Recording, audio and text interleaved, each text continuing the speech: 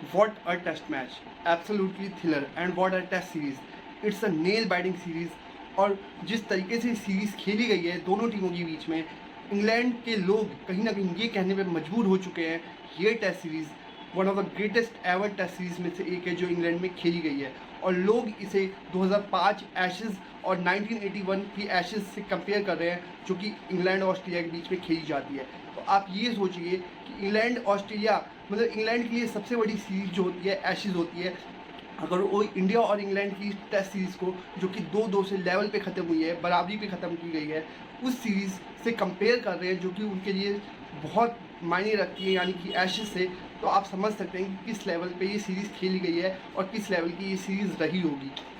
मतलब आखिरी test match तो कुछ इस तरीके का रहा है कि आप यकीन नहीं करेंगे कि ऐसे टेस्ट मैचेस हो सकते हैं। मतलब एक इंसान खुद पे बिलीव नहीं कर पाएगा कि इस तरीके का एक टेस्ट मैच वो होता हुआ देख सकता है।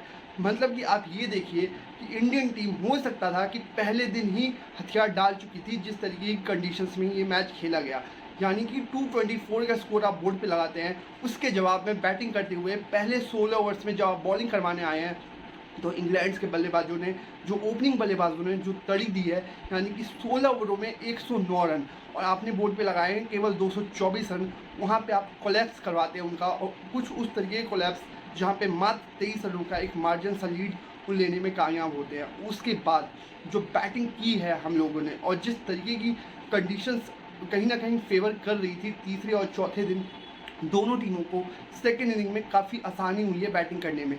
और अगर आप देखें तो यशस्वी की पहली वो 100 की पारी जो कि उनके इस सीरीज़ में दूसरा 100 था, उसके बाद वॉशिंगटन का नीचे से फिनिश देखने को मिला। उसके बाद अगर आप देखें तो भले ही शुभमन गिल से के बैट से रन नहीं आए हो लेकिन उनका काम कहीं ना कहीं आकाशदीप करके चले गए जो 66 रन उन्होंने बनाए। और 2 इनिंग्स जो सबसे ज़्यादा इंपॉर्टेंस रखेगी इस मैच में जितवाने के लिए वो रखेगी एक आकाशदीप की इनिंग्स जो कि 66 रनों की थी सेकेंड इनिंग में, और एक रखेगी वॉशिंगटन सुंदर की वो 53 रनों के नीचे से जो उन्होंने फिनिश किया है।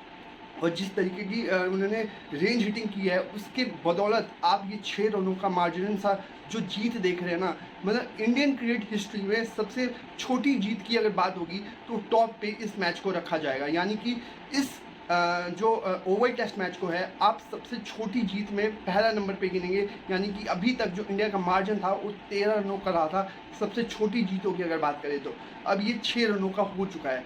उसके बाद अगर आप देखें तो जिस तरीके से इस टेस्ट सीरीज़ में मैनचेस्टर वाला टेस्ट मैच खेला गया जो कि ड्रॉ पे ख़त्म किया है, अगर आप इंडिया की ड्रॉ की कभी भी बात करेंगे ना तो इस मैनचेस्टर टेस्ट मैच का जिक्र आप ज़रूर करेंगे जिस तरीके से ये खेला गया, यानी कि 5.25 सेशन बैटिंग की है और एक ऐसे मॉडर्न डे एरा में जहाँ पे टेक्निकली तौर पे आप देखते हैं कि उतना पेशेंस अब प्लेयर्स में रहा नहीं है, उतना पेशेंस अब जो बैट्समैन है आज के मॉडर्न डे बैट्समैन है उनमें रहा नहीं है।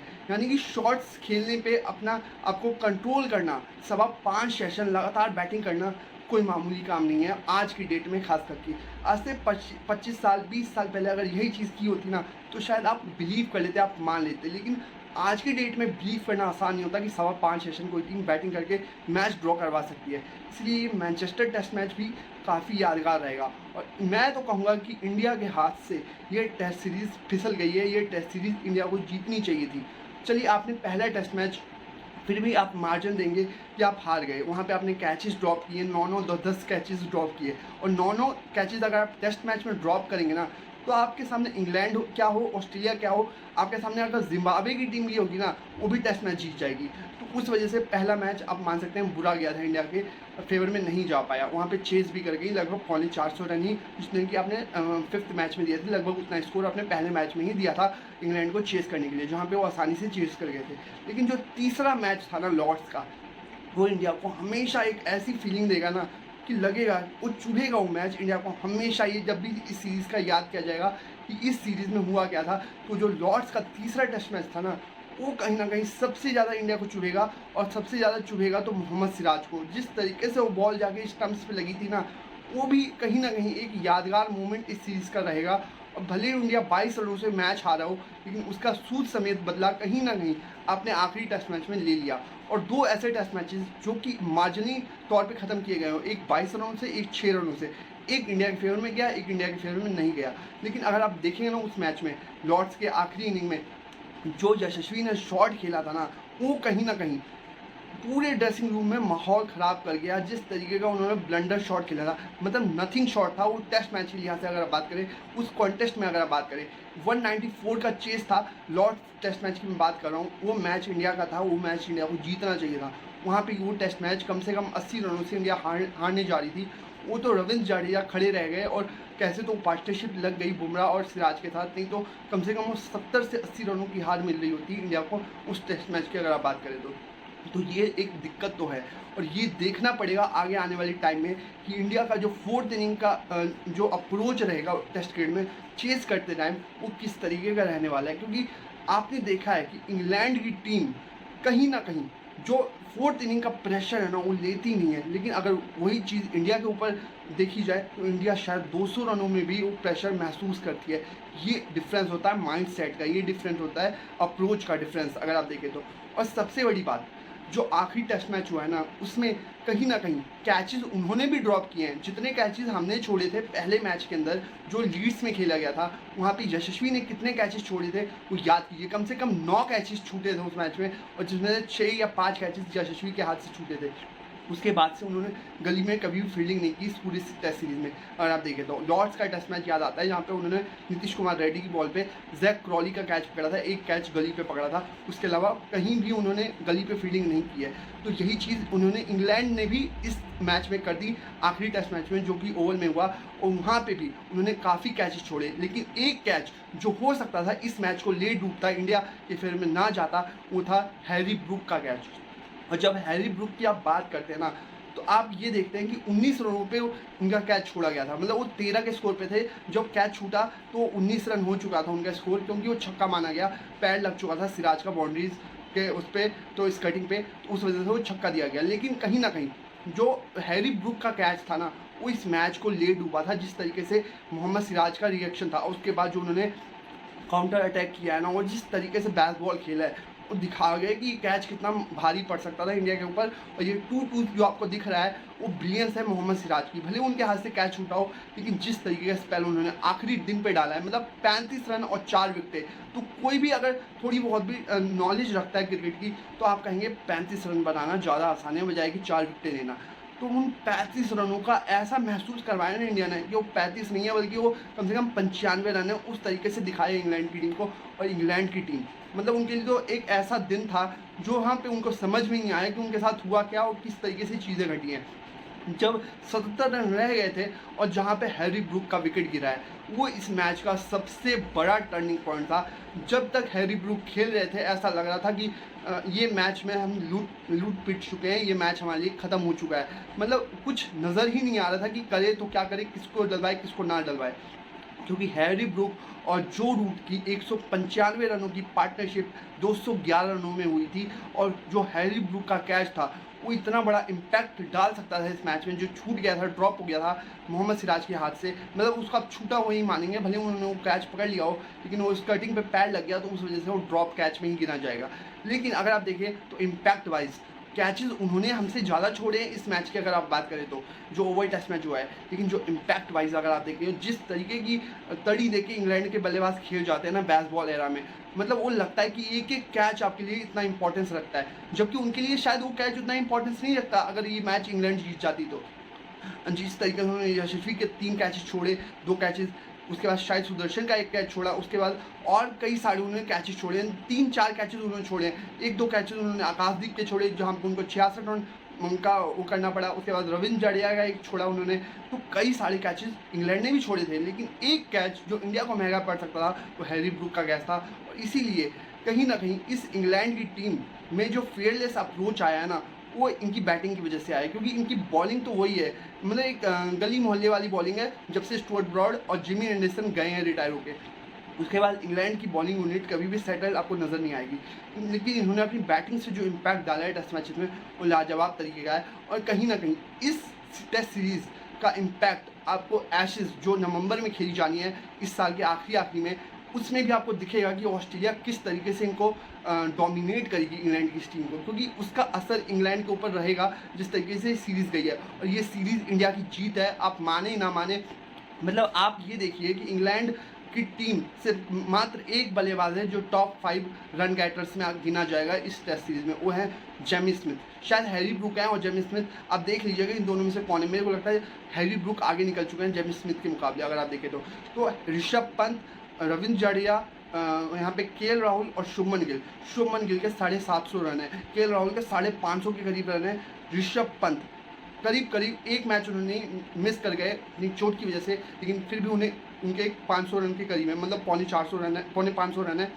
और अगर आप देखें तो रविंद्र जडेजा के भी लगभग 500 रन है, और रविंद्र जडेजा इस टेस्ट सीरीज में एक अनसन हीरो की तरह रहे हैं, और हर बार उन्होंने जब भी विदेश में बैटिंग की है उन्होंने अपने बल्ले से इम्पैक्ट डाला है। और इस पूरी टेस्ट सीरीज में जिस एक बंदे की बात नहीं हुई है, जिस एक प्लेयर की बात नहीं हुई है जो कि कहीं ना कहीं पीछे रह गए हैं, अगर उनको उतना फेवर नहीं मिल पाया तो है रविंद्र जडेजा। जिस तरीके की उन्होंने बैटिंग की है, लगभग हर इनिंग्स में उन्होंने रन बनाए हैं, और खासकर कि जो इस मैच की सेकंड इनिंग्स थी उसमें ही आउट हुए हैं, बाकी वो सेकंड इनिंग में आउट ही नहीं हुए हैं बाकी चारों मैचेस में। तो आप ये देखिए कितना बड़ा इम्पैक्ट था, मतलब 69, 89, 53 इस तरीके, एक 100 था जो उन्होंने मैनचेस्टर में टेस्ट मैच ड्रॉ करवाने में मदद की, वहाँ पे वो 100 लगाया उन्होंने। तो कुछ इस तरीके की पारियाँ रही हैं रविंद्र जडेजा की जिसके ऊपर बात नहीं करते हैं लोग उतनी, शायद उतनी फ़ैन फॉलोइंग इतनी ज़्यादा आप उनको एज अ ऑलराउंडर गिनती करते हैं, ना कि एज अ बैट्समैन। अगर आप एज अ बैट्समैन अगर आप उनको केवल देखना शुरू कर दें तो शायद इंडिया में उनकी फ़ैन फॉलोइंग ज़्यादा हो जाएगी। और यही चीज़ होती है कि हम कभी भी अपने ऑलराउंडर्स को उस तरीके से सेलिब्रेट नहीं करते जैसे कि अपने बैट्समैन लोग करते हैं। हाँ, शुभमन गिल के 750 रन सभी को याद रहेंगे, शायद ऋषभ पंत के 480 रन जो उन्होंने 4 ही मैचेस में बना दिए वो सभी को याद रहेंगे, केएल राहुल के भी रन शायद लोगों को याद रहेंगे, लेकिन रविंद्र जडेजा के ये रन्स शायद बहुत कम लोगों को याद रहे। और सबसे बड़ी बात जो मोहम्मद सिराज ने किया है, मतलब उस बंदे ने 2024 से लेकर अभी तक जो 1.5 साल हुए हैं उसमें 500 ओवर फेंक चुके हैं। 500 ओवर फेंकना कोई मामूली बात नहीं होती, आखिरकार वो भी इंसान ही है। और जिस तरीके की मतलब उनकी बॉडी लैंग्वेज होती है ना, हर बॉल पे लगता है एफर्ट डाल रहे हैं, हर बॉल पे उसी जोश के साथ वो आते हैं बॉलिंग करवाने, और कहीं ना कहीं वो दिखा कल के उनके आखिरी स्पेल में जहाँ पे उन्होंने 3 विकेटें चटकाई है, मतलब उनके इस सीरीज़ की सबसे तेज़ बॉल करके आखिरी स्पेल में आई है जो कि थी 143 किलोमीटर पर आवर की।